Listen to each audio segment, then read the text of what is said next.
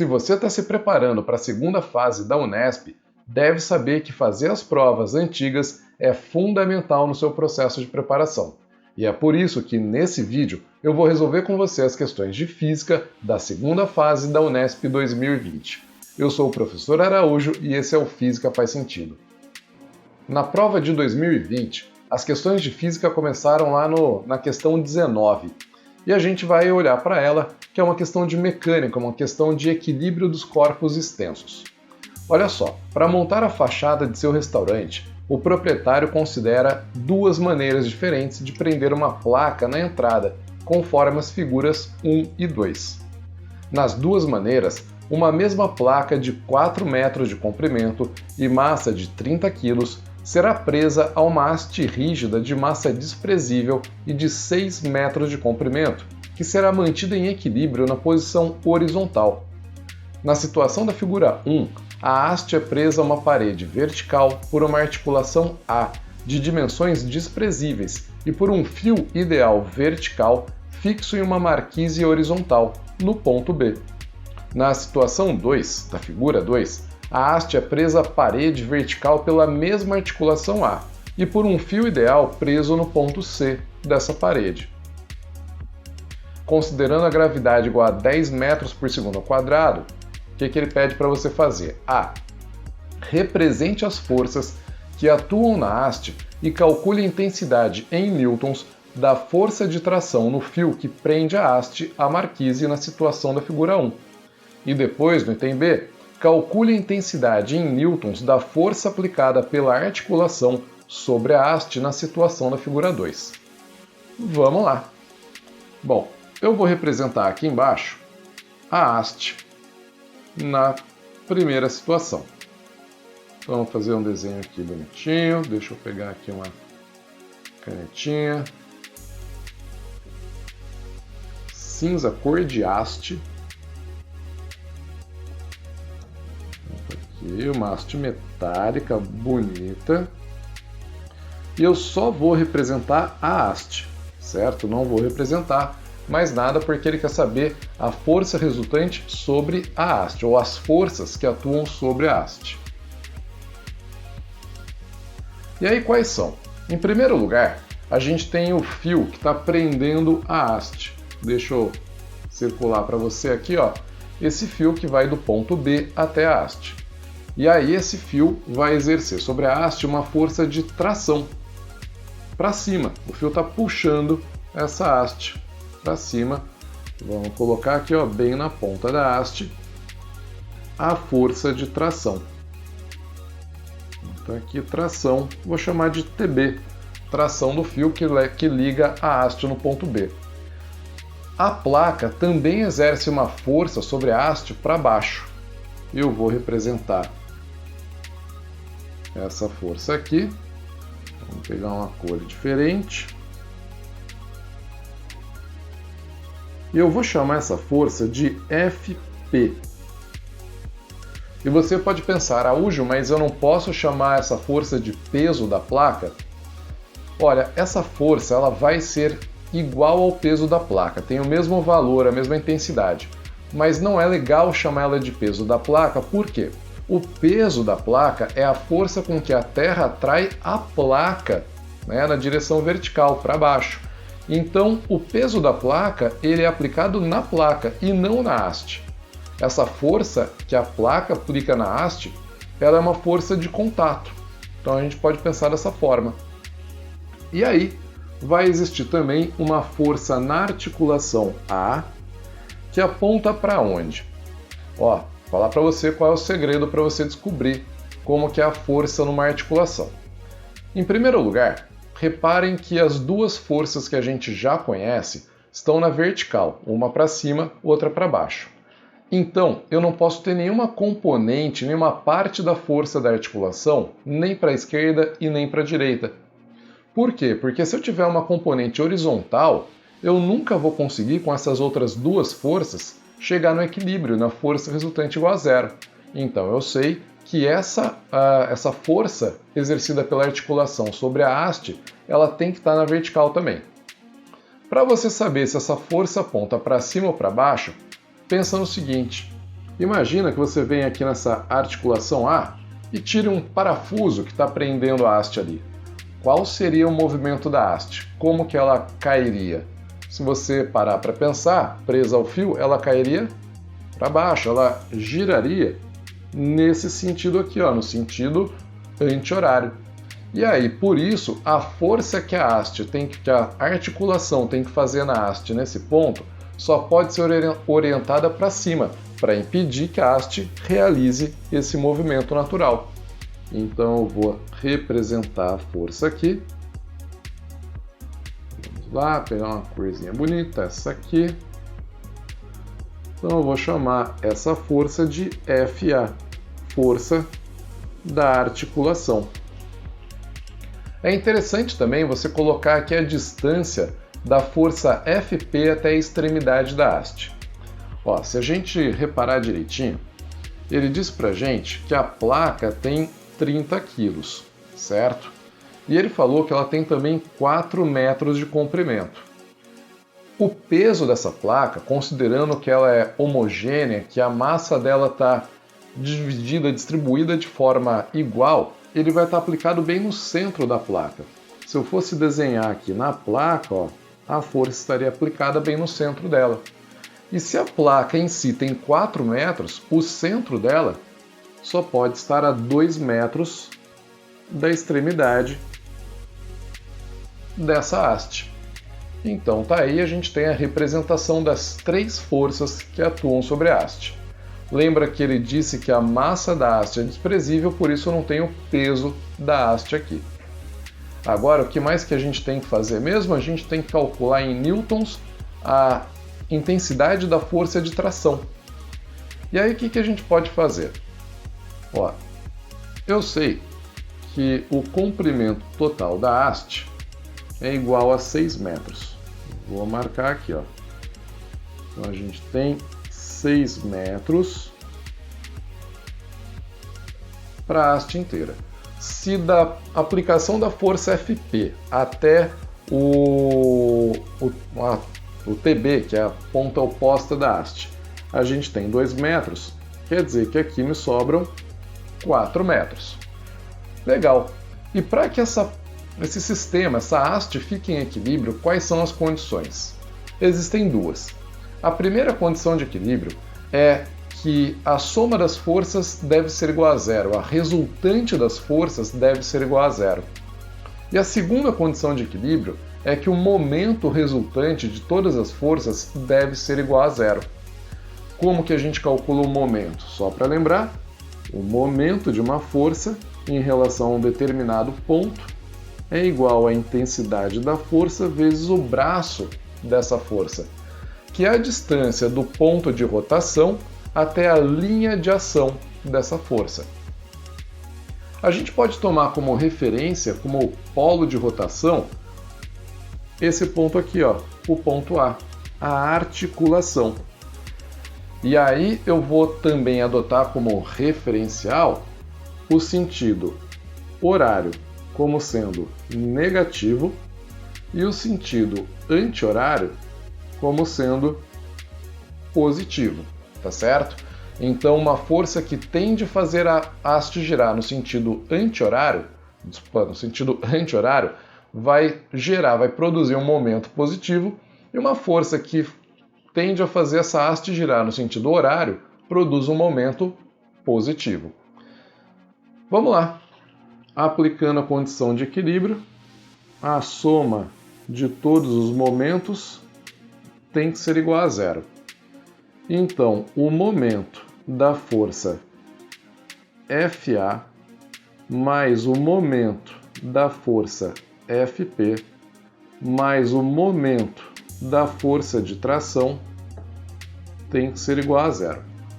Como a força FA está aplicada em cima do nosso polo de rotação, o braço dela é igual a 0, consequentemente, o momento dessa força é igual a 0.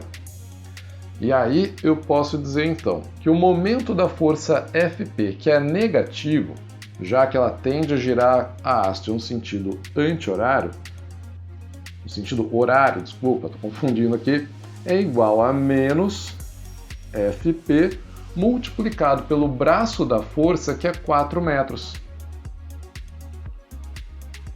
mais o momento da tração. O momento da tração é igual a tração, TB, multiplicado pelo braço da força, que é igual a 6 metros. E tudo isso é igual a zero. Consequentemente, a tração TB é igual a 4 vezes a força exercida pela placa sobre 6, ou 2/3 de Fp, se você preferir. E quanto vale Fp?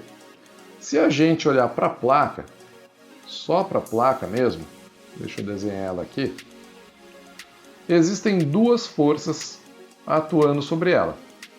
Então existe o peso da placa atuando aqui para baixo e uma força que eu vou chamar de Fp', que é a força que a haste faz na placa para cima, é o par de ação e reação da força Fp. Essas duas forças, para que a placa fique em equilíbrio, têm que ser iguais. Então eu posso afirmar que a força Fp' é igual ao peso da placa, que é igual à massa dela vezes a gravidade. Então Fp' é igual à massa 30 kg vezes 10 a gravidade, que vai dar 300 newtons. E como o Fp é o par de ação e reação de Fp', eu posso dizer que Fp tem a mesma intensidade que Fp', que é igual a 300.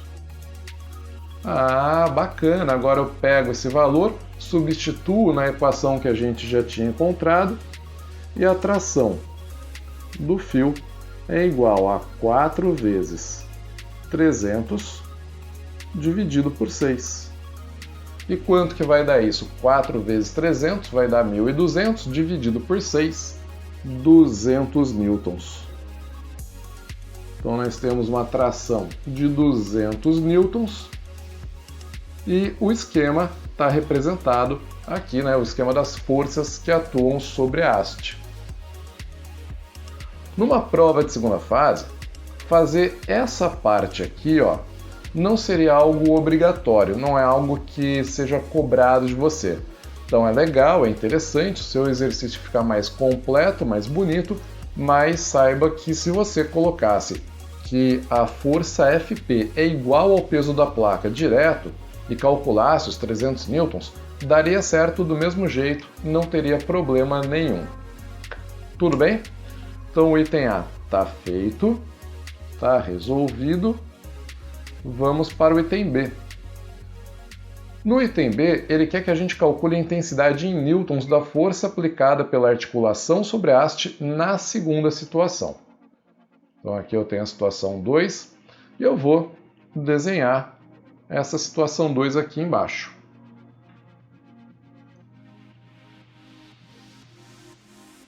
Vamos lá, representar aqui a nossa haste bonitinha.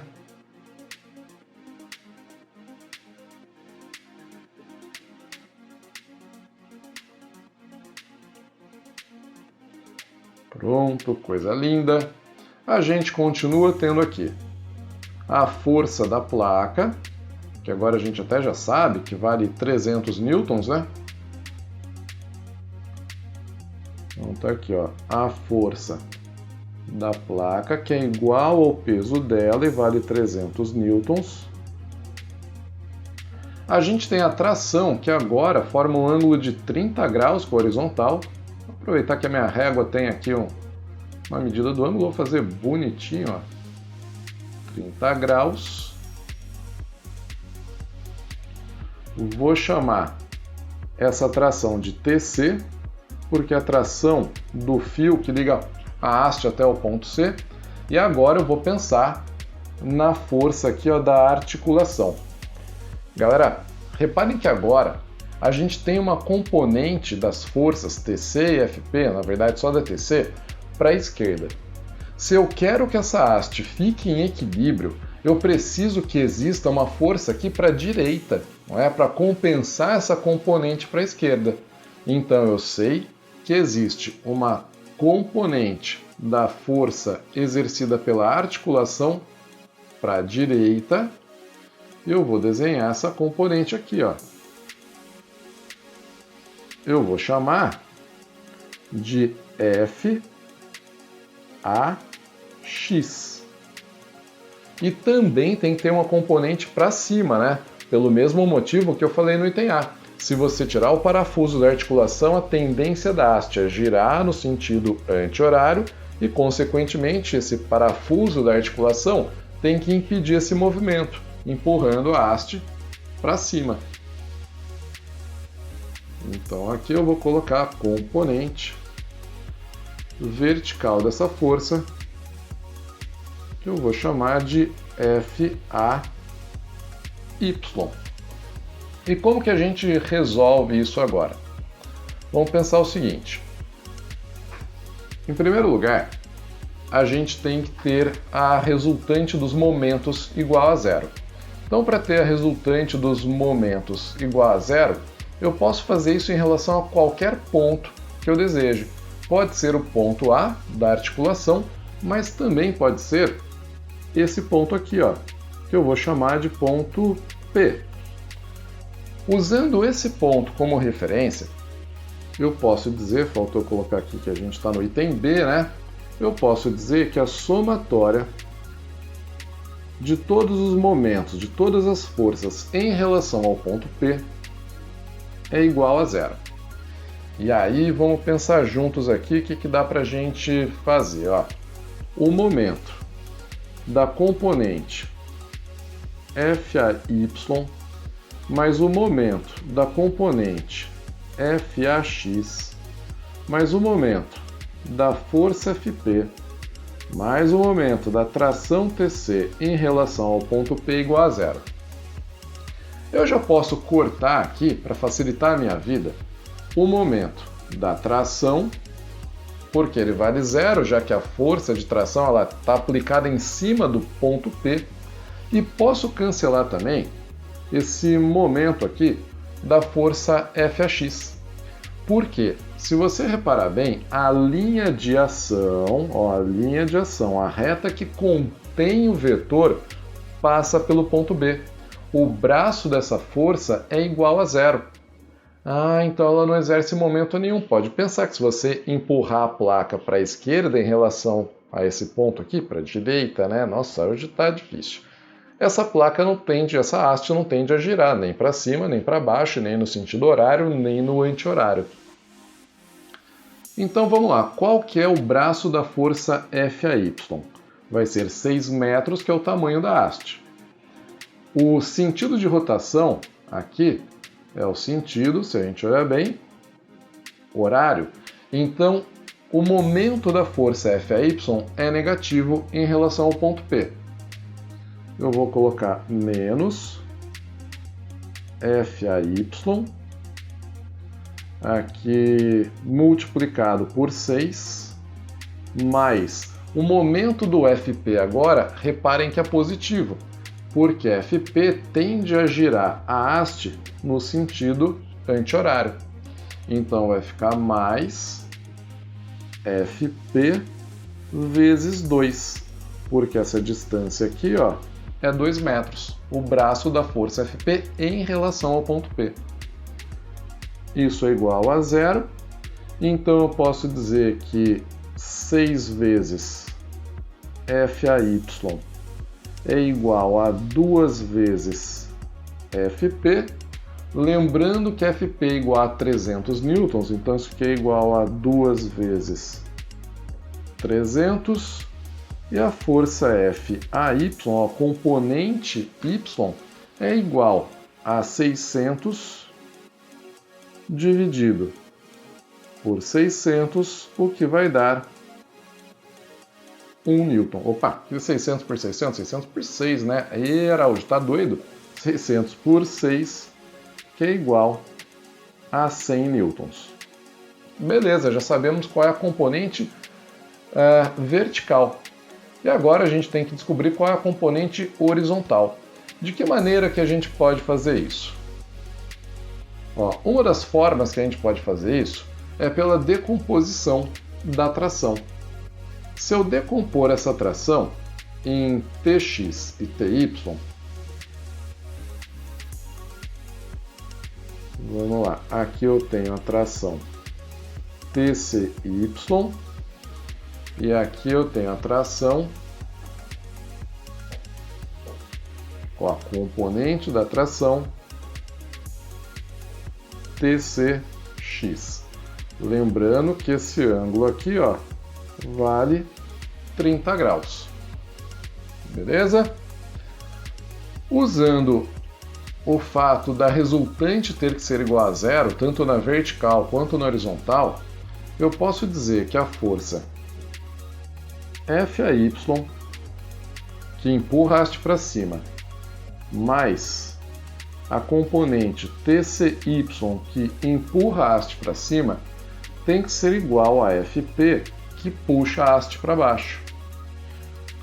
FAY vale 100 newtons, acabei de calcular. TCY eu vou descobrir e FP vale 300. Então, TCY é igual a 200 newtons. Mas o TCY, pensando na decomposição da tração TC, ele é igual a TC multiplicado pelo seno de 30 graus, que é igual a 200, e o seno de 30 você sabe que vale meio. Então vai ficar TC vezes meio igual a 200, e essa tração TC ela é igual a 400 newtons. Prontinho. Como que a gente vai agora descobrir aquele FAX que está faltando, né? Vamos lá. FAX tem que ter a mesma intensidade que o TCX. Por quê? Volta lá no desenho. Eu tenho FAX para a esquerda, TCX para a direita. É ao contrário. FAX para a direita, TCX para a esquerda. E para que essa haste fique em equilíbrio, essas forças têm que se cancelar, então elas têm que ter a mesma intensidade. O FAX ele vai ser igual a TCX, que é TC vezes o cosseno de 30 graus. Então, FAX é igual a 400 vezes a raiz de 3 sobre 2. Opa, volta aqui. Finalmente, FAX é igual a 200 vezes a raiz de 3 newtons. Bom, reparem que a gente tem as duas componentes da força que a gente quer. A gente tem a componente vertical, 100 newtons, e a componente horizontal, 200 raiz de 3. Conhecendo as componentes, como que você determina a força? A gente pode dizer que a força FA ao quadrado é igual a FAX ao quadrado mais FAY ao quadrado, Pitágoras. Essa força FA ao quadrado vai ser igual a 200 vezes a raiz de 3 ao quadrado mais 100 ao quadrado. E aí, fazendo essas contas, quanto que a gente vai encontrar? 200 ao quadrado vai dar 40 mil, vezes 3, 120 mil. Então, a gente vai ter aqui 40 mil, é isso mesmo? 40 mil vezes 3, 120 mil, mais 10 mil, que é o 100 ao quadrado. FA ao quadrado é igual a 130 mil newtons. E aí a gente tem que tirar a raiz disso. Quanto que vai dar? A força FA é igual, opa, vou fazer bonitinho, é igual a raiz de 13 vezes 10 elevado a 4, o que é igual a raiz de 13 vezes 10 elevado a 2 newtons. Então, essa seria a força aplicada pela articulação sobre a haste. 13 vezes 10 elevado a 2, raiz de 13 vezes 10 elevado a 2 newtons. Grandinho, né? Mas tá aí, tá feito o nosso exercício. Vamos então para o segundo exercício, ou questão 20, que diz o seguinte: uma placa retangular de espessura desprezível e vértices PQRS é posicionada em repouso sobre o eixo principal de um espelho esférico gaussiano de vértice V, foco principal F e centro de curvatura C, de modo que a posição do vértice R da placa coincida com a posição do ponto C, conforme a figura. O raio de curvatura desse espelho mede 160 cm e o comprimento da placa é 40 cm. Na figura, apresentado no campo de resolução e resposta, construa traçando raios de luz a imagem P'S' do lado PS dessa placa. Identifique nessa figura os pontos P' e S' e classifique essa imagem como real ou virtual, justificando a sua resposta. Bom, vamos lá. O lado PS está 40 centímetros à frente do centro de curvatura desse espelho. Nesse caso aqui, não precisa colocar com as medidas exatas, mas o importante é que ele está aqui entre o foco e o centro de curvatura. A gente vai representar ele por uma seta, o ponto de baixo, aqui a extremidade de baixo é a extremidade S, e a extremidade de cima a extremidade P. E aí ele pediu para a gente construir a imagem desse lado do retângulo. Como que a gente faz isso? A gente usa os raios notáveis ou raios gaussianos. Lembra quais são? São 4. Aquele raio que chega paralelo ao eixo principal, ele sai na direção do foco. O raio que chega na direção do foco sai paralelo ao eixo principal. O que incide sobre o vértice é refletido com o mesmo ângulo em relação ao eixo principal, e o que chega na direção do centro de curvatura é refletido na mesma direção, volta em cima dele mesmo. Nesse caso aqui, quais são os raios mais fáceis da gente desenhar? A gente pode desenhar aquele que incide paralelamente ao eixo, tá aqui, ó, e depois de refletir no espelho, ele sai na direção do foco. E aí é importante fazer aqui com bastante capricho. Pronto. E vou desenhar também aquele que incide na direção do foco, passa pelo foco e é refletido paralelamente ao eixo principal. Então aqui está a reflexão, legal. O que vai acontecer? Um observador, olhando esses raios refletidos desse lado aqui, ele vai ter a impressão de que esses raios, que na verdade partiram do ponto P, teriam partido desse ponto aqui, ó. Então esse ponto é o que a gente vai chamar de P', é o ponto imagem criado a partir do ponto objeto P. E esse lado PS, ele vai ficar, a imagem dele vai ficar aqui, ó, dessa forma. Consequentemente, aqui em cima a gente tem o ponto S', que é a imagem do ponto S. Essa imagem é uma imagem que a gente pode classificar como sendo real, invertida e maior do que o objeto. Então, vamos colocar aqui que a imagem é real. E ele pediu para justificar o porquê, né? Então você pode dizer que essa imagem se forma à frente do espelho. Então, vamos tentar escrever bonito aqui, ó. Pois se forma à frente do espelho e não atrás dele.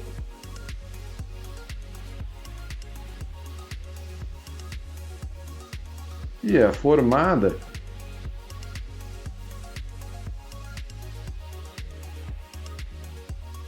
pelos próprios raios refletidos.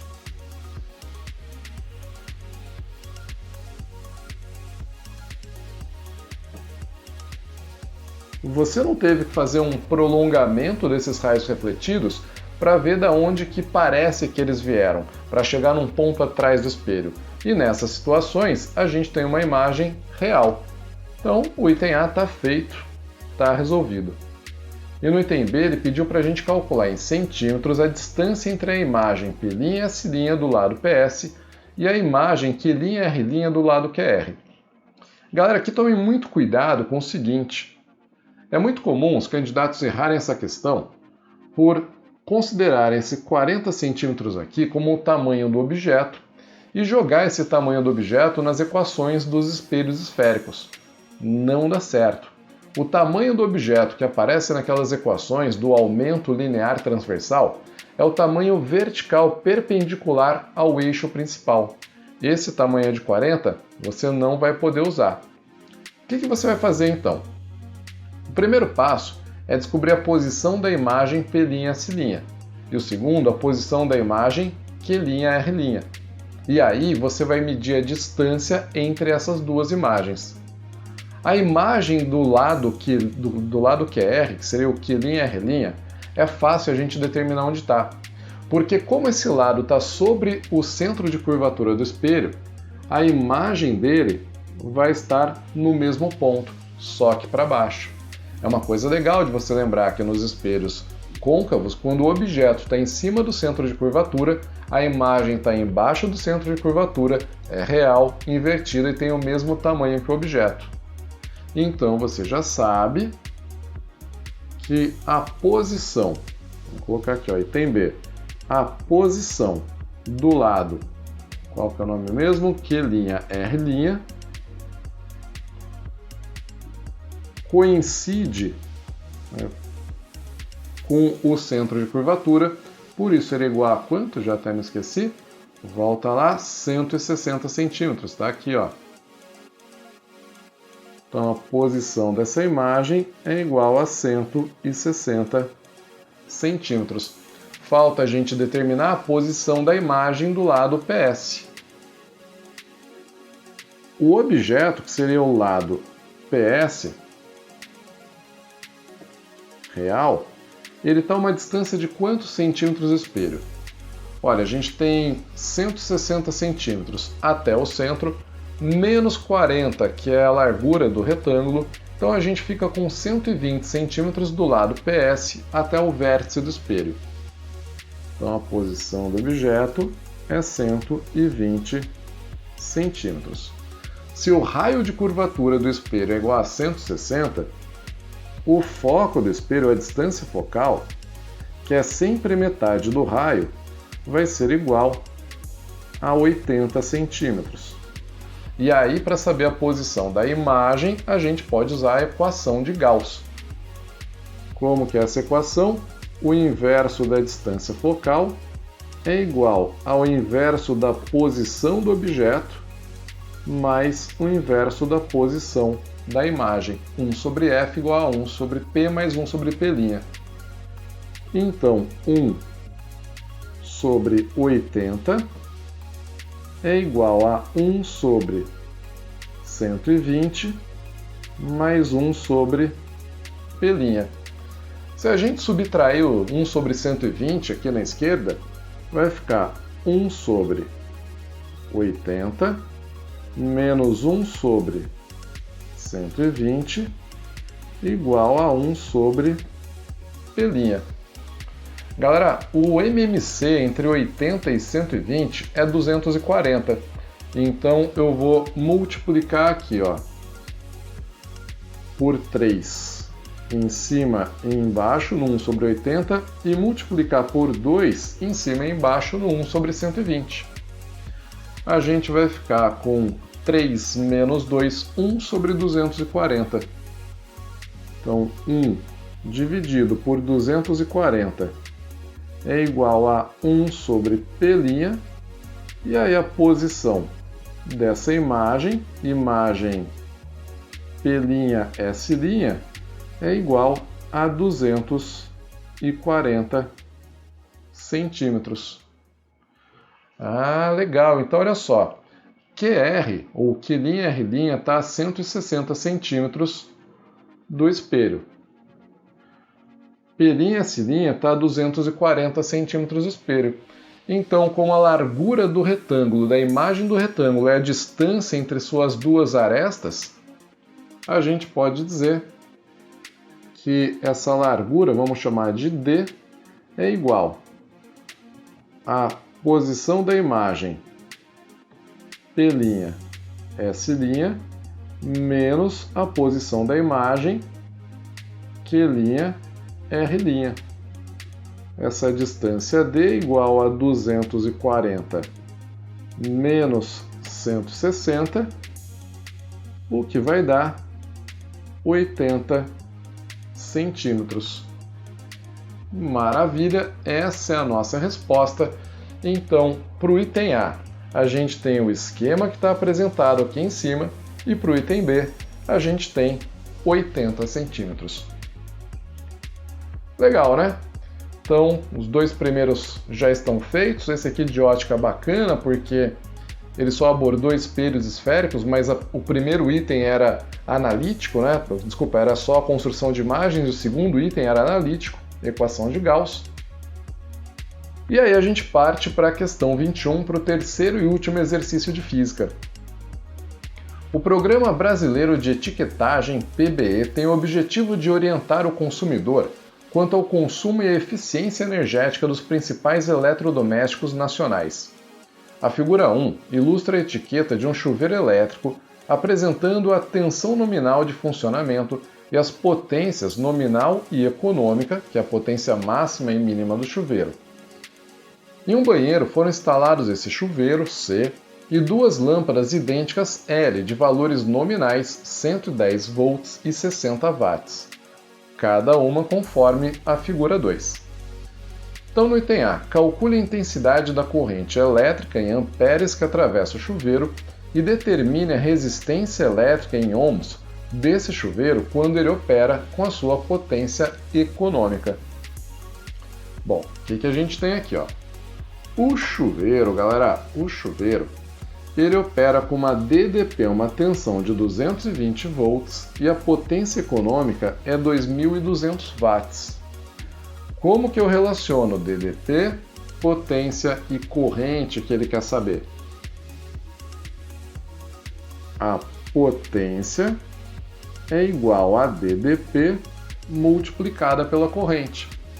Então, essa corrente vai ser igual à potência econômica sobre a tensão nominal. 2.200 watts dividido por 220 volts vai dar uma corrente de 10 amperes. Você vai falar, só isso, Araújo? Só isso? Tá feita a primeira parte do item A. Calma, tem a segunda parte do item A ainda. Porque ele pediu pra gente também a resistência desse chuveiro. Mas olha só, eu tenho a DDP, eu tenho a corrente e quero saber a resistência. URI, primeira lei de Ohm. U é igual a R vezes I, então a resistência é igual a DDP dividida pela corrente. A DDP é de 220 volts, a corrente 10 amperes, então essa resistência só pode ser de 22 ohms. Olha que coisa linda, que maravilha! Rapidão, a gente fez o item A, 10 amperes e 22 ohms. No item B, ele pediu para a gente considerar que as duas lâmpadas desse banheiro fiquem acesas simultaneamente por 30 minutos e que nesse intervalo de tempo o chuveiro permaneça ligado por 20 minutos, operando em sua potência nominal. Admitindo que 1 kWh de energia elétrica custe 50 centavos, calcule o gasto em reais gerado nos 30 minutos desse banho devido ao funcionamento do chuveiro e das lâmpadas. Bom, a primeira coisa que a gente tem que fazer aqui para saber o custo da energia gasta nesse tempo é descobrir qual foi a energia gasta. E o consumo de energia elétrica é dado pela multiplicação da potência pelo tempo de uso. Só que nesse caso a gente tem aparelhos diferentes. A gente tem duas lâmpadas mais um chuveiro.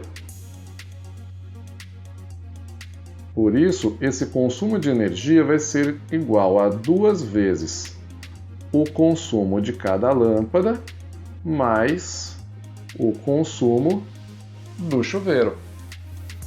Substituindo potência vezes tempo, o ΔE é igual a 2 vezes potência de cada lâmpada. Vamos lá, cada lâmpada tem qual especificação? 60 watts. Vou colocar 60 watts na potência? Não vou, porque ele pediu em kWh. Na verdade, ele deu para a gente o preço de 1 kWh. E para achar a energia em kWh, eu tenho que colocar a potência em quilowatts. 60 watts, como 1 watt é 1 milésimo de quilowatt, 60 watts é 0,06 quilowatts. Multiplicado pelo tempo, deixa eu até colocar aqui, ó, quilowatts, multiplicado pelo tempo de uso, que foi meia hora. Mais a energia consumida pelo chuveiro, a potência, agora toma cuidado que não é mais a potência econômica, agora é a potência nominal.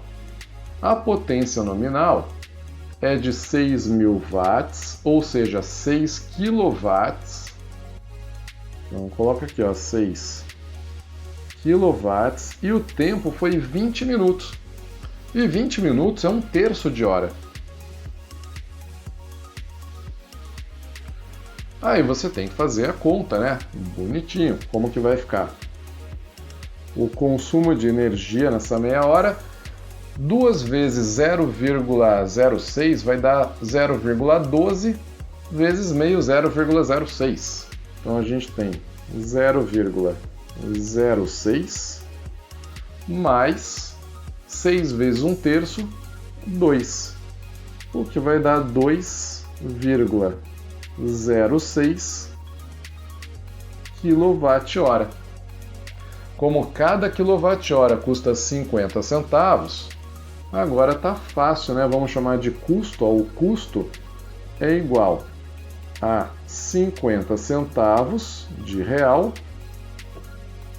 multiplicado pelo consumo de energia, o que vai dar 50 centavos multiplicado por 2,06, então esse custo é igual a R$1,03.